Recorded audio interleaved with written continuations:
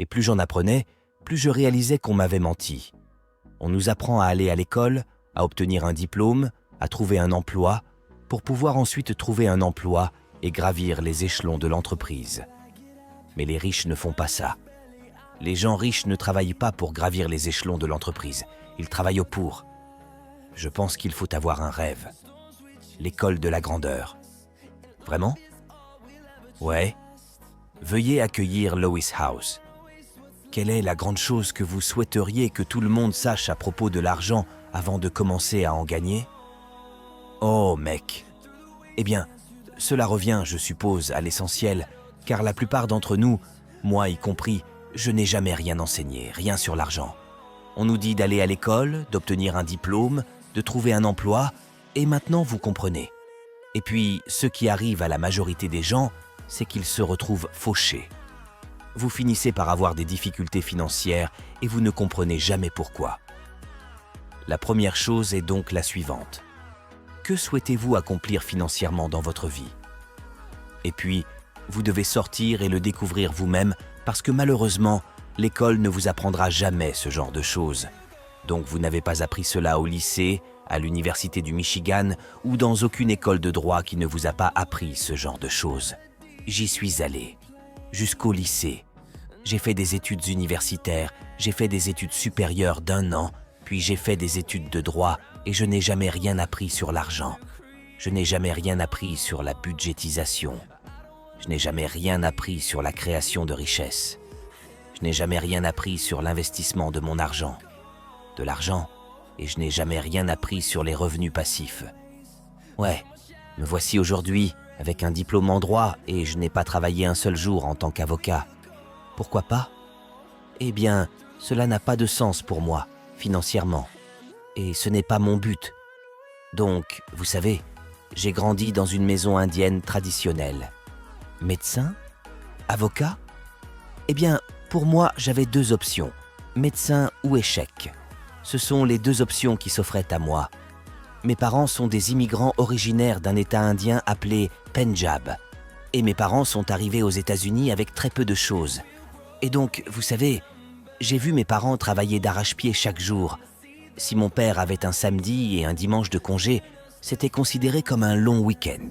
Et donc, je n'ai pas passé beaucoup de temps avec mes parents en grandissant et ils me disaient toujours que, vous savez, il faut sortir et réussir. Et j'étais entièrement d'accord parce que je voulais redonner à mes parents. Je voulais aider à les soutenir. Et je me suis dit, d'accord, si je veux réussir, je devrais suivre les étapes qui ont été indiquées pour réussir. Quelles sont ces étapes? Va à l'école, obtenez un bon diplôme, obtenez un bon travail. Pour moi, dans mon CA, c'était devenir médecin. Et c'est à ce moment-là, à l'université, que j'ai réalisé que quelque chose n'allait pas. Quelque chose ne va pas. Et c'est effectivement arrivé. J'étudiais pour entrer à la faculté de médecine. Et pendant mes études, j'ai commencé à lire d'autres livres sur les affaires et sur la finance. Et je me souviens de ça, j'étais à la bibliothèque en train d'étudier, et je suis allé sur Google, et j'ai recherché les personnes les plus riches d'Amérique. Et vous voyez des gens comme Steve Jobs, Warren Buffett, Bill Gates, Mark Zuckerberg. Et je me disais, aucune de ces personnes n'est médecin. Aucune de ces 6 personnes n'a emprunté la voie traditionnelle qui consiste, vous savez, à obtenir un diplôme et à faire du bon travail. Est-ce que j'ai raté quelque chose? Parce que je pensais que si tu allais à l'école et obtenais un bon diplôme, tu pouvais gagner beaucoup d'argent. Et si vous travaillez plus dur à l'école et obtenez de meilleures notes, vous gagnerez encore plus d'argent.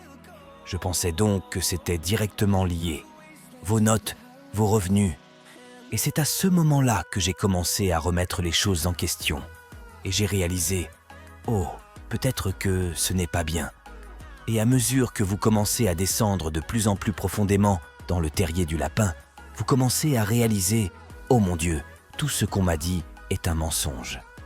Et donc cela m'a en quelque sorte poussé dans tout ce douloureux voyage émotionnel d'apprentissage de l'argent. Apprendre l'entrepreneuriat, ce que signifie devenir riche et comment y parvenir réellement? D'accord, c'était donc en quelque sorte la phase initiale pour moi. Et puis j'ai dû sortir et commencer à l'apprendre. Ouais, et la première vraie expérience pour moi, c'est que j'avais cette entreprise de planification d'événements que j'ai créée à l'université, et la raison pour laquelle j'ai commencé, c'est parce que quand j'étais au lycée, je travaillais dans des mariages indiens, donc j'ai fait la connaissance de beaucoup de DJ, n'est-ce pas? Et quand j'étais au lycée, CS DJ disait « Hé mec, tu connais beaucoup de gens au lycée. Que diriez-vous d'organiser une fête entre adolescents pour vos amis du lycée ?» Je me disais « D'accord, c'est bien, tu sais, pourquoi pas ?» J'ai commencé cette petite entreprise de fête pour adolescents au lycée et je vais à l'université. Je ne sais pas à quoi m'attendre parce que mes parents ne sont pas allés à l'université ici. Je pense que tout le monde va à l'université pour étudier dur et devenir une grande vedette à l'université. J'arrive à l'université et tout le monde fait la fête. Ouais. Ils gaspillent l'argent qu'ils n'ont pas en alcool. Ils boivent. Je ne bois pas. Je ne fume pas. Je n'aime pas cette scène de fête, mais j'ai besoin de quelque chose à faire le vendredi soir. Alors je me suis dit, pourquoi ne pas simplement prendre cette affaire de fête entre adolescents que j'avais au lycée et l'amener à l'université. Et c'est ce que j'ai fait pendant ma première année. Et j'avais un peu d'argent de côté. Et je commence à lire ces livres d'affaires. Et chaque livre d'affaires disait que les gens riches investissent dans l'immobilier. Je ne sais pas ce que cela signifie. Je ne connais aucun investisseur immobilier. Mes parents ne sont pas des investisseurs. Et donc je me suis dit, ok, si les gens riches investissent dans l'immobilier, je devrais peut-être investir dans l'immobilier. Et c'était juste après le krach de 2008 dans le Michigan, où l'immobilier a été extrêmement durement touché. Alors je me suis dit, d'accord, vous savez, j'aimerais investir dans l'immobilier. J'étudiais pour mon test d'admission à la faculté de médecine. Je commence à aller sur Google parce que je m'ennuie pendant que j'étudie pour cet examen. Je lis sur les personnes les plus riches de Forbes. Aucun d'eux n'est médecin. Aucun d'entre eux ne suit la voie traditionnelle. Et vous savez, j'ai cette idée de commencer à investir dans l'immobilier. J'ai donc commencé à chercher un bien immobilier entre mes sessions d'études. Et le 22 août, j'ai passé le test d'admission à la faculté de médecine. Le 23 août, j'ai clôturé mon premier investissement immobilier. Ouah, quel âge avais-tu? J'avais 19 ans. Sainte vache. C'était 8 000 $. Quel a été l'investissement? C'était le prix du condo. L'appartement coûtait 8 000. Comment as-tu trouvé un appartement pour 8 000? C'était juste après le krach de 2008. Ouah, tu l'as eu suite à une saisie ou quoi? C'était en CAS de saisie. Ce même condo se vendait environ 150 000 quelques années auparavant. Allez. Ouais. Et donc je suis entré. Il était en fait mis en vente à 8 400 $. J'ai fait une offre à 4 000. Ils sont descendus à 7 000 et j'essayais toujours de les faire baisser, mais ensuite ils ont dit qu'ils avaient une autre offre sur la table. Je ne voulais pas le perdre. Alors j'ai dit « Je te donne 8 000, n'est-ce pas ?» Je l'ai donc acheté pour 8 000. J'ai investi quelques milliers de dollars de travaux et je l'ai loué pour 600 par mois. Et maintenant, tout d'un coup, j'ai été époustouflé parce que j'avais en quelque sorte cette idée de ce qu'était l'entrepreneuriat. Je n'avais jamais entendu ce terme avant mon arrivée à l'université, mais je dirigeais cette entreprise d'organisation d'événements et je commence à en apprendre davantage sur ce qu'on appelle l'entrepreneuriat. Et maintenant, j'avais ce condo qui me générait un revenu presque passif. Je dis presque parce que je faisais beaucoup d'erreurs au début. Mais maintenant, je me dis « Waouh, cette histoire d'investissement l'est. » Très unique, car je n'ai jamais appris cela à l'école. Mes professeurs ne m'ont jamais appris cela, mais pourquoi est-ce que je travaille si dur à l'école? Je veux dire, je veux devenir médecin pour pouvoir finalement gagner de l'argent. Maintenant, commençons par avoir ceci, vous savez, j'ai parlé d'un dilemme émotionnel. Pourquoi je deviens médecin? D'accord, je veux rendre mes parents heureux. Vrai, je veux réussir. Vrai. Est-ce que je veux vraiment être médecin? Peut-être. Et maintenant, je commence à remettre en question mes véritables croyances. Parce que si je deviens médecin, comment gagnerez-vous de l'argent en soignant les gens? J'ai en quelque sorte cet esprit d'entrepreneur et je veux réussir. Comment gagner plus d'argent en traitant plus de personnes? C'est donc comme si cela se heurtait à un dilemme. Car si j'essaie de maximiser mes revenus en tant que médecin, je dois maximiser le nombre de patients que je vois. Peut-être que cela signifie que je ne peux pas donner la meilleure valeur possible à chaque patient individuel. Mais en tant qu'humain, je veux offrir le plus de valeur possible. Faire face à ce dilemme où je deviens peut-être médecin pour de mauvaises raisons. Intéressant. Et puis je transmets cette idée à mes parents. Je ne veux pas être médecin. Et ils disent « Absolument pas ». Mon père était en colère. Ma mère était furieuse. Il a fallu environ 1 an et demi à ma mère pour croire que son fils n'allait pas devenir médecin. Oh mec. Et quand je dis que c'était dur. Comme mes parents avaient dit à tous leurs amis, juste parce que je suis médecin. Oh waouh. Vous n'en devenez pas un. Je ne vais pas le devenir maintenant. Je reçois des appels de ma famille en Inde. Je reçois des appels de ma famille de l'autre côté. Que fais-tu ? Vous êtes exactement une honte pour votre famille. J'entends ça encore et encore, mais j'étais comme ce n'est pas pour moi. Et j'ai commencé à réaliser qu'il y avait plus à faire dans cette chose. Alors maintenant, j'ai commencé à suivre ce parcours d'éducation financière. Et plus j'apprenais, plus je réalisais que j'étais.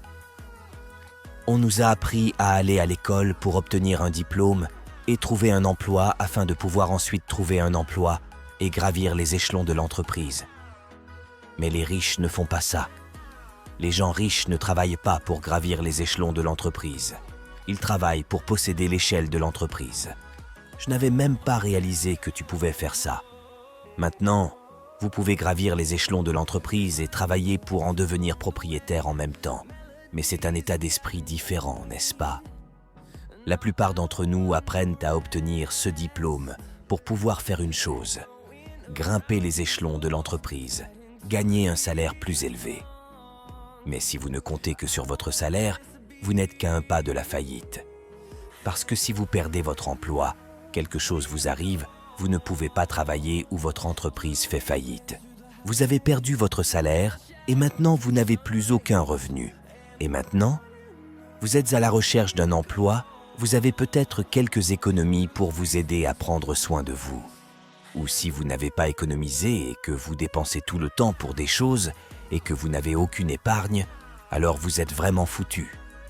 Ouais, vous vous endettez par carte de crédit et maintenant vous essayez de comprendre comment faire fonctionner les choses. Et à ce moment-là, il est trop tard. C'est là qu'il faut être proactif et maintenant je me dis que c'est fou. Pourquoi ne m'a-t-on jamais appris cela ? On ne m'a jamais parlé de richesse. On ne m'a jamais appris à investir.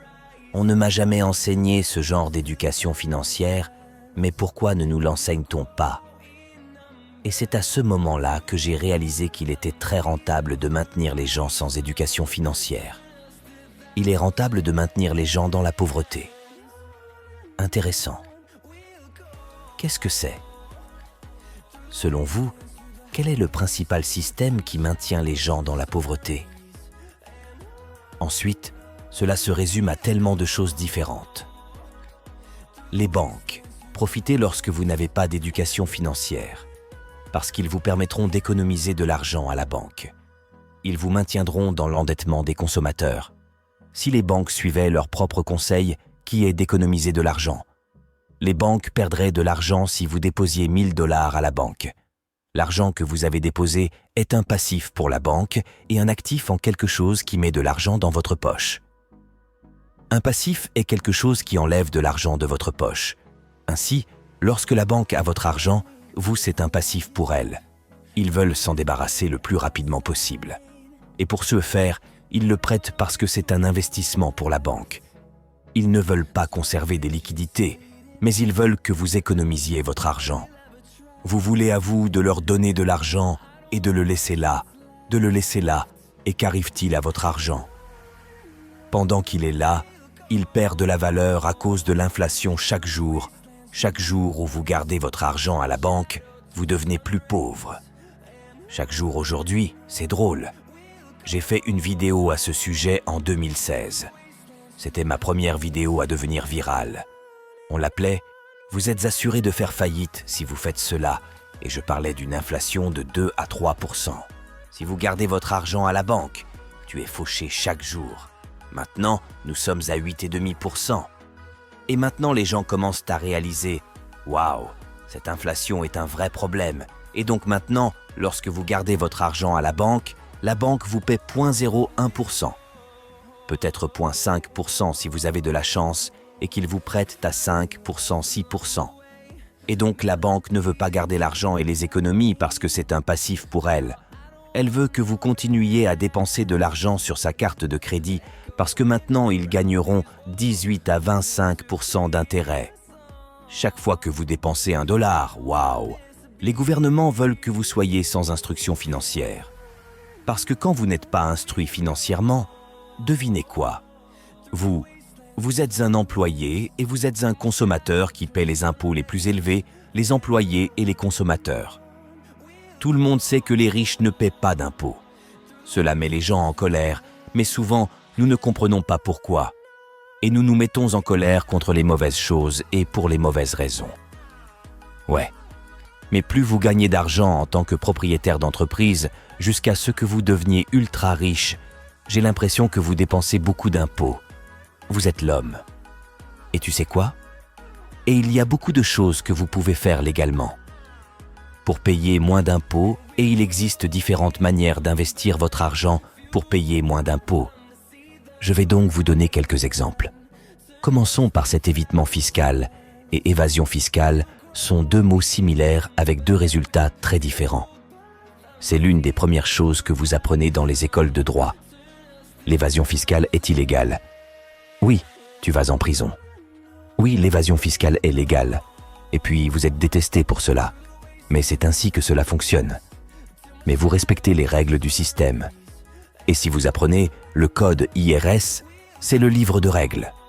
Et ceux qui comprennent les règles sont ceux qui ont l'argent nécessaire pour embaucher de bons comptables et de bons avocats. Mais vous n'êtes pas comptable. Mais avez-vous étudié le droit? J'ai beaucoup étudié le droit fiscal. Vraiment? Ouais. Et donc, ce qui se passe, c'est que les gens riches comprendront comment cela fonctionne, joueront dans ce système et paieront peu ou pas d'impôts. Quelles sont les 3 choses que les personnes qui gagnent un demi-million et plus devraient faire pour mieux éviter les impôts?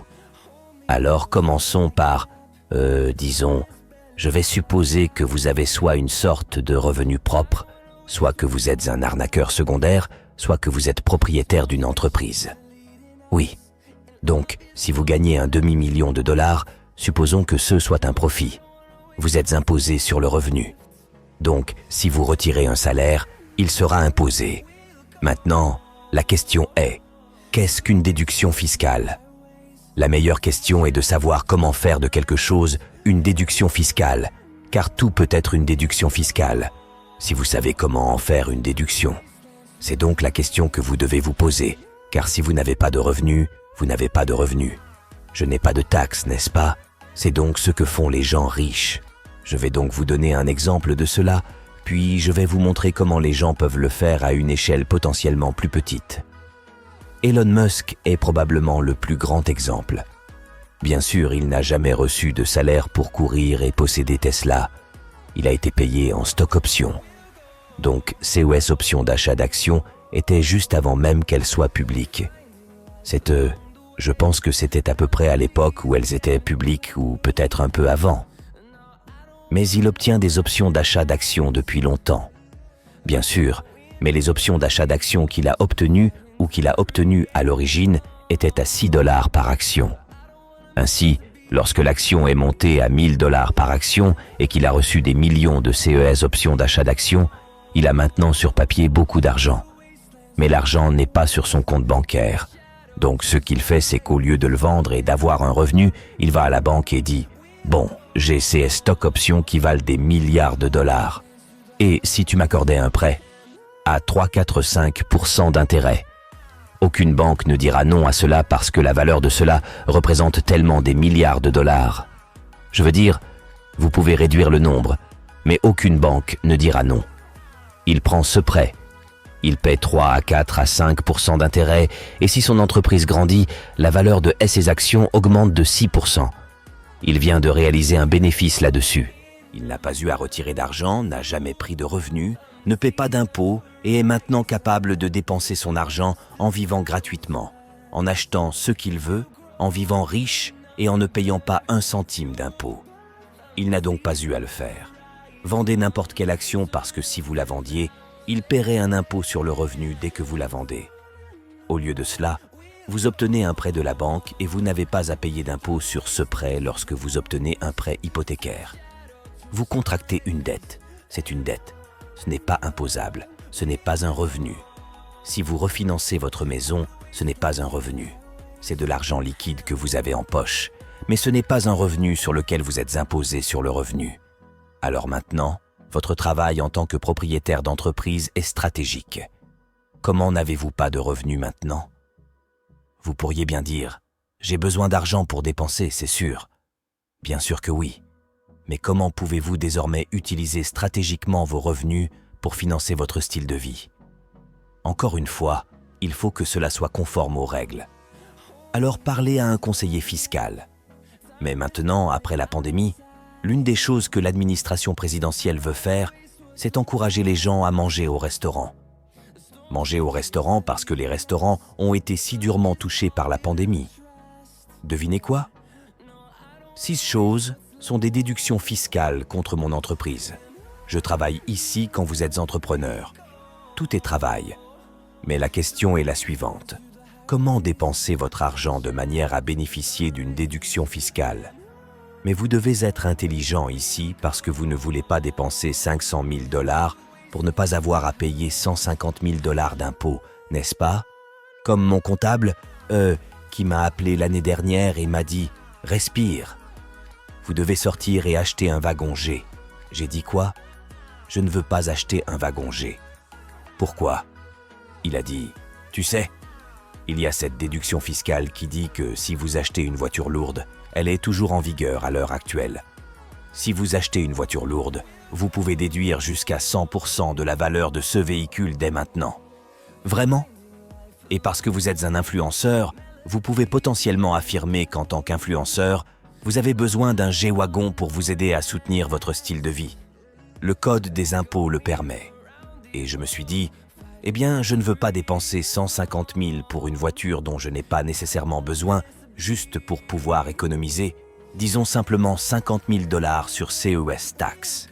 Vous devez donc être intelligent ici et savoir ce qui est bon pour vous et ne pas simplement dépenser votre argent. Juste, vous savez, dépenser $1 pour économiser 20 000 cents. Donc vous savez, il vous suffit de connaître les bonnes stratégies qui peuvent fonctionner pour vous. Et ces choses changent avec le temps.